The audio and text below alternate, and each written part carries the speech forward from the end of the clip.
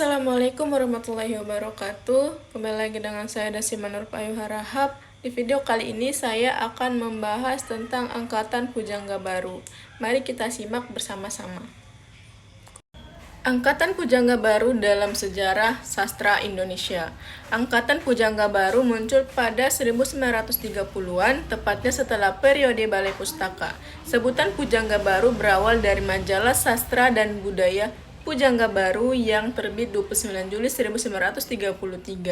Angkatan Pujangga Baru muncul sebagai reaksi atas banyaknya sensor yang dilakukan oleh Balai Pustaka terhadap karya sastrawan pada masa itu, terutama karya yang menyangkut rasa nasionalisme dan kesadaran kebangsaan. Banyak sastrawan Angkatan Pujangga Baru yang piawai dan membuat berbagai gebrakan terhadap sastra Indonesia. Munculnya Angkatan Pujangga Baru berkat Ikrar Sumpah Pemuda pada 28 Oktober 1928.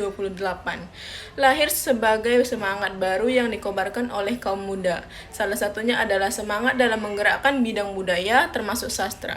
Angkatan Pujangga Baru merupakan salah satu bentuk perwujudan dari semangat dalam menggerakkan bidang budaya. Pemberian nama Pujangga Baru berdasarkan penerbitan Majalah Pujangga Baru pada 1933. Pelopor penerbitan Majalah Pujangga Baru untuk pertama kalinya adalah Sultan Takdir Ali Sabana, Amir Hamzah, dan Armin. Adapun beberapa sastrawan yang termasuk dalam Angkatan Pujangga Baru diantaranya Ali Hasyim, J.E. Tatengkeng, Selassie Mojasa, Sultan Takdir Ali Sabana, Sanusi Pane, Armin Pane. Ciri-ciri Angkatan Pujangga Baru.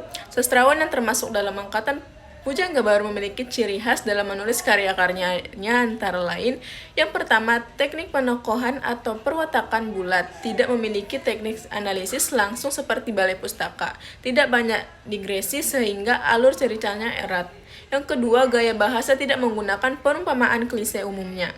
Karya yang ditulis oleh para sastrawan Angkatan Pujangga Baru adalah seputar masalah kehidupan masyarakat kota, misalnya tentang emansipasi dan pilihan individu. Ditambah lagi, ide nasionalisme untuk mempersatukan bangsa begitu kental pada sebagian masyarakat karya sastrawan Angkatan Pujangga Baru. Yang ketiga, hubungan antar kalimat jelas dan hampir tidak muncul kata-kata yang bersifat ambigu. Persajakan dijadikan sarana kepuitisan utama, alur roman, novel, dan cerpen bersifat lurus. Yang keempat, mengambil sudut pandang objektif, yaitu orang ketiga bergaya romantik, bahasa yang digunakan adalah bahasa Indonesia dan bahasa daerah lainnya.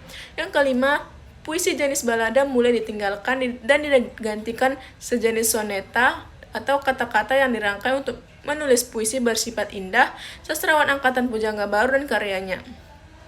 Berikut adalah beberapa sastrawan Angkatan Pujangga Baru yang terkenal dengan karyanya.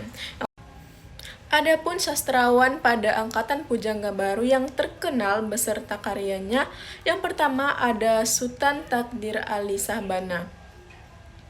Beliau mempunyai banyak sekali karya-karya pada zaman Pujangga Baru. Di antaranya ada sebuah novel pada tahun 1929 yang berjudul Tak Putus di Rundung Malang. Yang kedua juga novel 1932 yang berjudul Dian Tak Kunjung Padam.